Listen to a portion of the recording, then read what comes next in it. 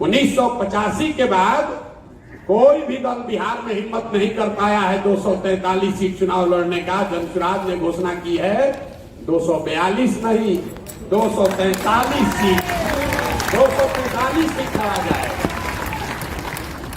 जो बात कहे हैं उससे डिगेंगे नहीं, एक कदम भी पीछे नहीं हट सकते।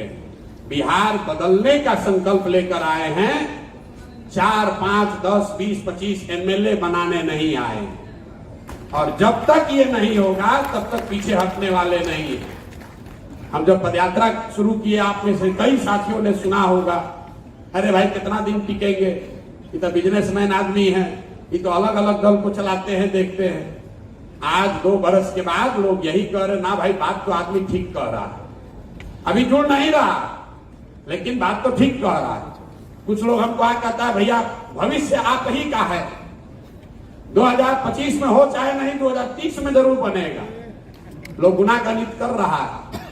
असगर अली साहब ने कहा कि लोग नीचे प्रचार कर रहे हैं कि ये भाजपा का बी टीम है।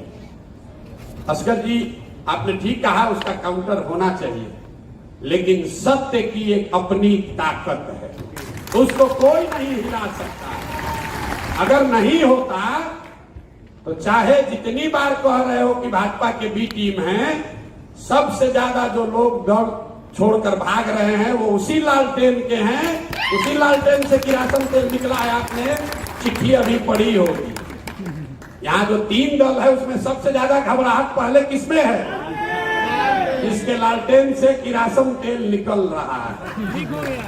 अब खाली लालटेन नहीं बचेगा, तेल नहीं बचने वाला है। और जिस समुदाय को वो डरा रहे हैं ये कह के कि ये भाजपा का बी टीम है, आपको मालूम है कि वही किरासन तेल है, वही किरासन तेल है। जिस दिन माइनॉरिटी के साथी निकले कि लालटेन बुझा, बुझेगा कि नहीं बुझेगा? अरे हमारा आकलन नहीं है। अभी रुपौली में चुनाव हुआ है, लोग हमको रोज आकर ज्ञान देता है, ए भैया MOI समीकरण है, ए भाई यहाँ पर तो एनडीए का समीकरण है। तो रुपौली में चुनाव हुआ, हमारा हम रोज कहते हैं कि जाति धर्म पर अकेले वोट नहीं पड़ता है, लेकिन आपके समझ के लिए बता रहे, रुपौली में करीब 14-15 हजार यादव समाज के लोग रहते हैं और 45,000 मुसलमान हैं। और आरजेडी की कैंडिडेट बीमा भारती को 30,000 वोट आया है, तीसरे नंबर पर। कहा गया MOI समीकरण? लोग कहता है भैया सब अति पिछड़ा देहात नीतीश कुमार के साथ है, भाजपा के साथ है। कहां गए कलाधर मंडल, उनको 40,000 वोट आया है। कहां गया थी खाली गौता समाज के लोग, वहां करीब 80,000 लोग हैं। ये कोई किसी का बंधुआ मजदूर नहीं है। और ये आपकी जिम्मेवारी है कि आप जाकर उसको जगाइए कि भाई तुम किसी के बंधुआ मजदूर नहीं हो।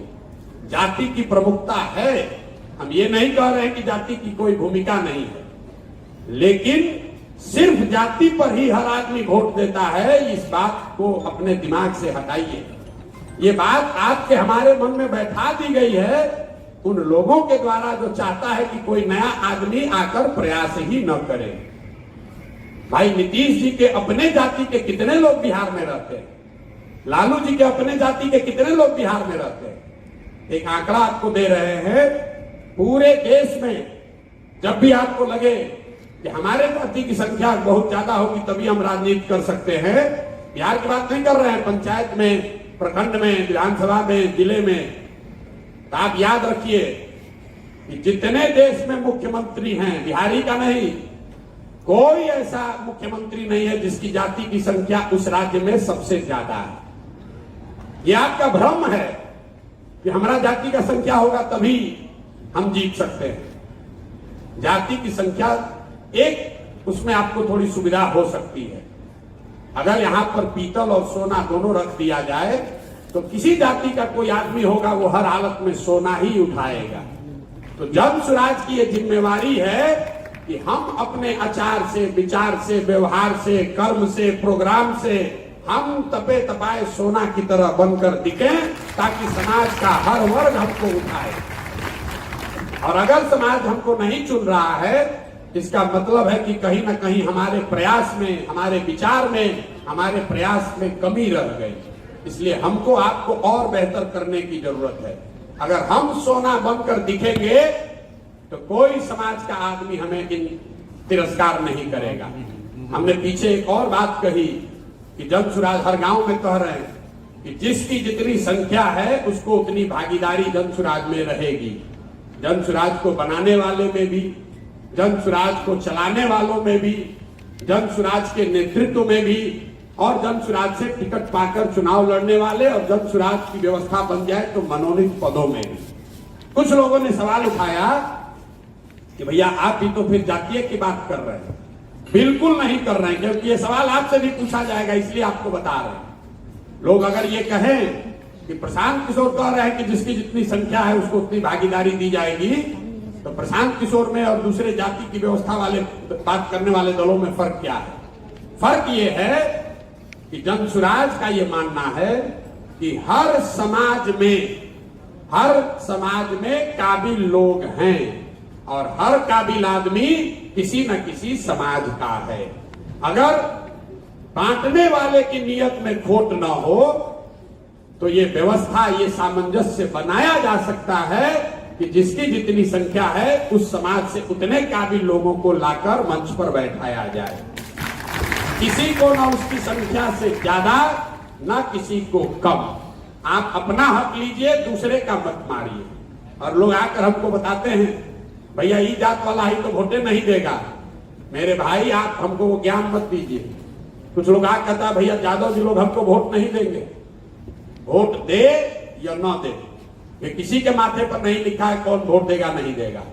वोट दे या ना दे, अगर 15% समाज में यादव समाज के लोग हैं तो ये जन सुराज की जिम्मेवारी है कि जन सुराज के बनाने वालों में, इसके पदाधिकारियों में, इसके चलाने वालों में और इसके टिकट में 15% यादव समाज के लोगों की भी भागीदारी होनी चाहिए। और इस भावना को आत्मसात कीजिए, इसको सीखिए, क्योंकि अगर आप नहीं कीजिएगा तो फिर वही बांटने वाली बात शुरू हो जाएगी। 100% वोट तो किसी दल को आज तक जीवन में नहीं मिला है, दुनिया में किसी को नहीं मिला। तो ये आपका हमारा काम नहीं है कि कौन हमको वोट देगा उसके आधार पर बंटवारा करें। बंटवारा उसकी क्षमता के आधार पर होनी चाहिए, बंटवारा उसका जितना हक है उसके हिसाब से होना चाहिए। कौन वोट देगा कौन वोट नहीं देगा इसके आधार पर अगर बंटवारा न किया जाए तो समाज में ये व्यवस्था बनाई जा सकती है कि सभी वर्गों को उनकी क्षमता, उनकी संख्या के हिसाब से भागीदारी मिले। और इसका आपको जीता जागता प्रमाण 2 अक्टूबर को दिखेगा, जब जन सुराज का नया नेतृत्व चुना जाएगा। तो कितना लोग अभी कह रहा आप यहाँ बैठे हैं घर तो कहते होंगे अरे अभी कह न रहे, देखिए ना प्रशांत किशोर होंगे। आप देखिएगा कि 2 तारीख को इसी पटना में आप जैसे लोग ही, यही जातियों में बटे हुए लोग सर्व समाज से चुनकर जन सुराज की नींव भी रखेंगे और जन सुराज का नया नेतृत्व भी चुनकर सामने लाएंगे।